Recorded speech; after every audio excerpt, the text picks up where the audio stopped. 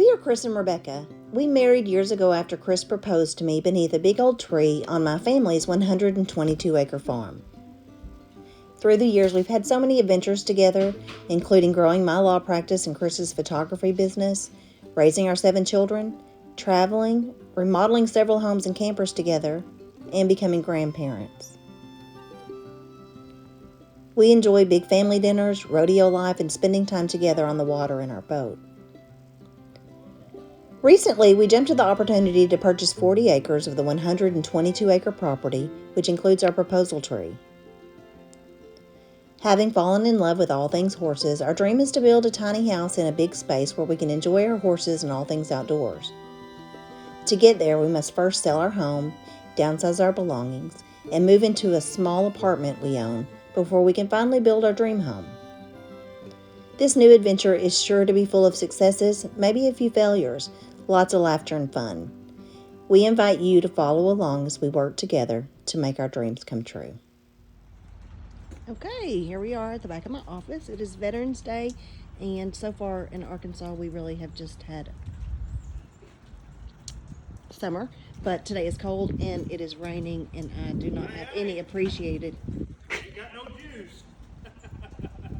There's my electrician, Matt Carlton Electric, and he is here to fix that electric box. He's going to replace the whole panel and stuff. So let's go in here and see what we got going on. Oof, now I'm inside the office, and as you can see, it is dark in here because there's no power to my entire building. It's dark in here. It is dark.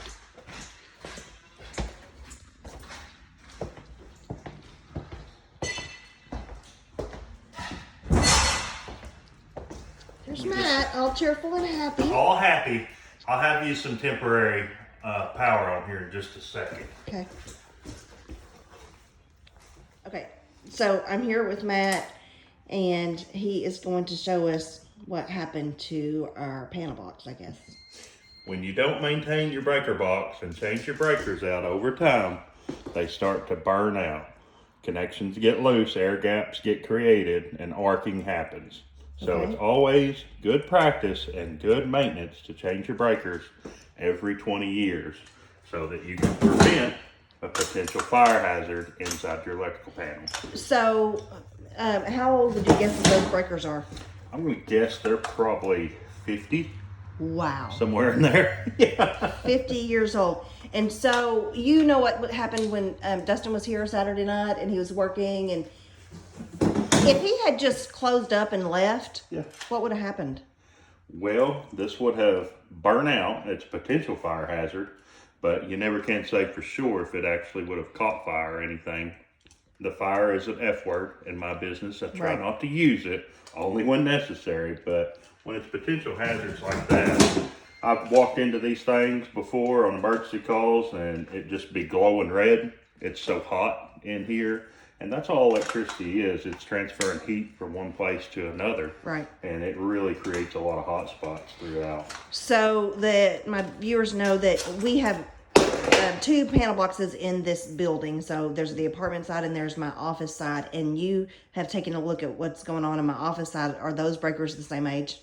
Those breakers were the same age. We just replaced every Good. single one of Okay. them for home maintenance. It's no difference than somebody Preventative telling you. maintenance, right? That's right. No difference somebody telling you to change your shingles on your roof to prevent water damage to your Right. decking, your attic, your house. No difference. Electrical damage can happen Wow. the same. And that's that wonderful smell That we've been smelling. that we've been smelling in here. So once the bus bar that actually transfers the power from your main breaker or wherever it's coming from, so when it gets corroded and burnt out, it's like a cancer. You just can't really cure it.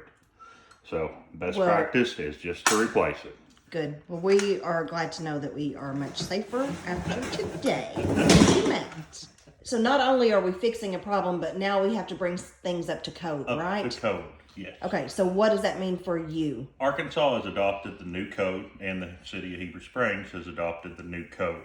Our code cycle's in 3 years, so every 3 years we have to take an update class on the updates of the National Electrical Code. The Okay. book's about this thick now. It started off as one sheet of paper. Oh, wow. So, yeah, a long time ago. the first code that was written actually had in it to test live electricity to take the back of your hand and touch the wire. Oh, that So is it interesting. wouldn't, you know, when you Yeah. get shocked, it wouldn't grab you on it and keep you there. That's how So- far we have progressed. So if I could have existed the way I was on that previous panel box forever, I mean, potentially, but because what is it that you're doing that we have to make changes in the placement of the box? Why do we have to do that? Well, you have to have the adequate working space in Okay. case you need to get in to turn any circuit off of the house or where the business. So this was a flue pipe obstruction, your furnace. access to Okay. this panel. Plus you have to have adequate working space in front of the panel and to the sides of the panel. And that's why we have to move it to bring it up to the new code. So we're just going to move it on this wall, which for me means that I'll have a breaker box in what I'll be using as my living room. But I mean, it'll be hidden by furniture and art and things like that. Yeah. So go there. now, even when we change a service or a panel out, you have to put in whole home surge protection as well. Okay. This is my favorite type of surge protection. I'm a big Eaton guy anyway, but this one right here has a current rating of 108,000 volts. Okay. So it can take that much voltage in here, and they act like a big sponge.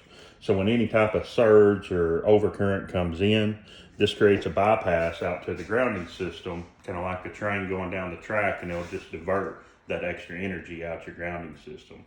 It reacts within 2 billionths of a second. So these right here have excellent coverage as well. This one has $75,000 uninsured coverage. If there's things on the property that are not insured, it's just really great. These have a lifetime warranty. If it ever goes bad, gets struck by lightning, I've seen these blow out, Right. but it still protect everything in the house. So good practice for the house, and a new code requirement is surge protection. So Good deal. this is an excellent add to the code. I completely agree with this. Absolutely. So Chris and I turn my camera around if I can figure it out. So Chris and I, we are kind of DIYers, but we don't have the knowledge and skill to do things like that in this electric, and so we prefer to always leave that to the professionals. And so I would suggest that if you don't know what you're doing, leave it to the professionals. I think Chris can do things like pull wire. Right. Yeah. I mean, we can make space, we can pull wire, but when it comes to, we want to make sure that what we have going on is safe for our family, safe for our business, because this is a combined space with my law office. If we were to lose this building because of fire or something else, then, you know, that would affect our livelihood. It would. Not, you know, our lives and our livelihood could basically both be at stake. So all of this we leave to professionals. When Matt finishes in here and puts this all back together, Dustin will, Matt's also going to run a dryer plug in here for me, and a washer plug, whatever you do for that. And then Dustin will come in and he'll put all the paneling and things, and he'll run a dryer vent for me. And speaking of Dustin, he was here last night, and I can see, I'm surprised he's not here this morning, because he seems to always, He was here for a little bit. okay, yeah. Yep, he's coming back. He is always working. He is also the consummate professional, and so I can tell he's been here. He's caulked all the floor trim and the quarter round that he put down, and I think his plan today was to do some touch-up painting on the flooring.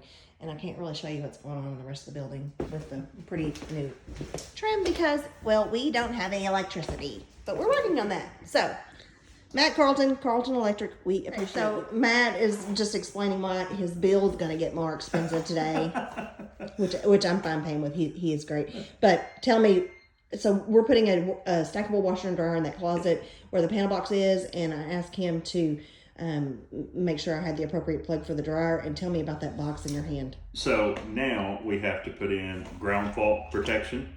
That used to only be required areas near water sources. So a ground fault is actually a device that detects leaking voltage, kind of like a water hose that's got a hole in it that's spewing water somewhere. This actually detects voltage leaking, and it's a safety device. So now on all of our equipment, HVAC equipment, dryers, dishwashers, disposal, washers, everything now has to be ground fault protected because it is equipment. So you mentioned, how much is that little box in your hand? These breakers, especially right now, because they're not readily available, producers are not producing as much as they should be, still catching up from COVID and everything, but these can range up to $250 just for, a breaker. They can get very expensive, especially when there's just not many available too. So they're trying to keep up production right now because of the new code cycle